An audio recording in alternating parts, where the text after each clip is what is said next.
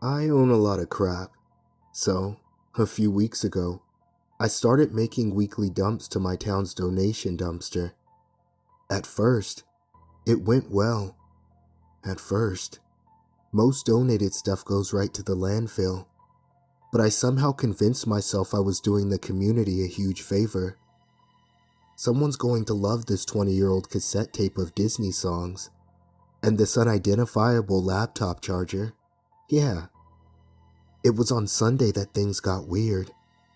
I got to the donation dumpster about 9 p.m., threw in a big bag of clothes I hadn't worn since high school, then a VCR and a bunch of old Metallica posters.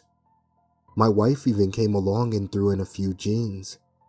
We were about to leave when I heard it, a soft rustling sound from inside the bin.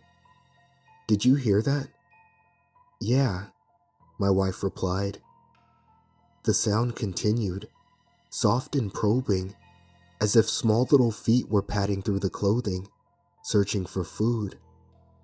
Sounds like a squirrel got in there.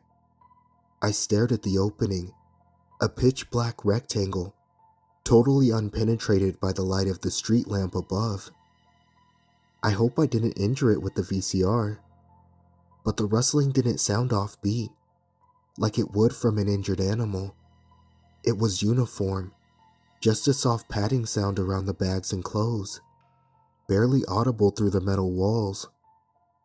Come on, let's go home, my wife called, already at the car. I took one last glance at the dumpster, then got back in the car. Next Sunday, I was back at the dumpster, armed with more junk. This time, stuff that could ostensibly be used. I patted myself on the back extra hard for donating shoes that only had one hole. In went the shoes. In went the CDs, tied up in a little bag.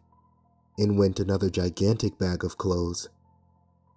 I turned away from the dumpster, brushing my hands off, really quite proud of myself. And then the rustling sound began. This time, it sounded more hurried, frantic, like a starving animal in desperate search for food. I heard tiny feet running across the plastic bag's surface, something brushing along the shoes.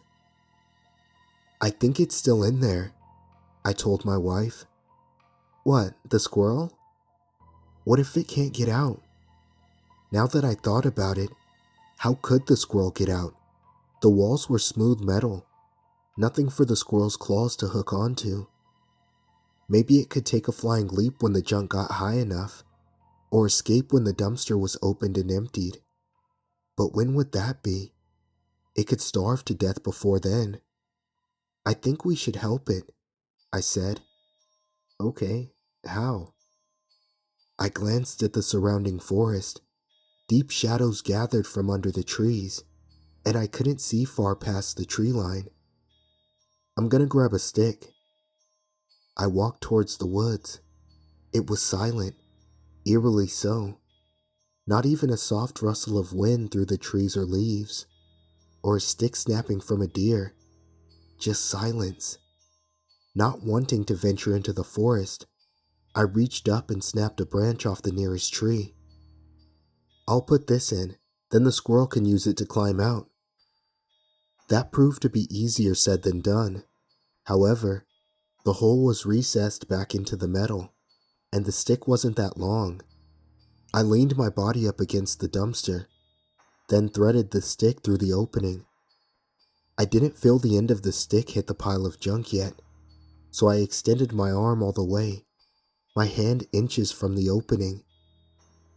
But when the other end of the stick came in contact with the junk, it didn't feel right. There wasn't a plasticky crinkle from the wood hitting a plastic bag.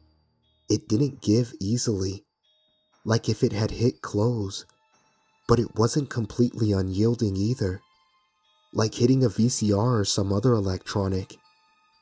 It was somewhere in the middle, firm, with slight yield to it. And I suddenly noticed the rustling had completely stopped. Michelle, I think there's something. something weird in here." She turned towards me, her eyes widening. "What, like a body?" I scrunched up my nose at her. "You watch too many of those true crime shows. No, not like a body. Like, it happened so fast. Something shot out of the dumpster. It wrapped around my hand, ice cold, and squeezing hard, pulling me inside. I snapped around and saw that it was a hand. I screamed. Michelle rushed to my side and grabbed my other hand, keeping me back. My feet scraped along the pavement. It was strong, so strong, gripping my hand so tight I thought my fingers would break. "Let go!" I screamed, as if it would listen. Michelle let go of my hand. Then she wrapped her arms around my waist and yanked as hard as she could. With a soft pop, my hand came free. I fell to the ground, moaning in pain. Then we looked up and stared in horror as the hand blindly groped around, fingers skittering along the metal, desperately trying to find my hand again, a source of flesh. Then it receded back into the pitch-black hole of the dumpster. Another rustling sound, as if something large was shifting among the junk inside. Something much larger than a single person. Michelle and I stood there, frozen, not exactly sure what we had just witnessed, not sure what the hell was going on inside the dumpster. I'm not sure donating is good for the community anymore.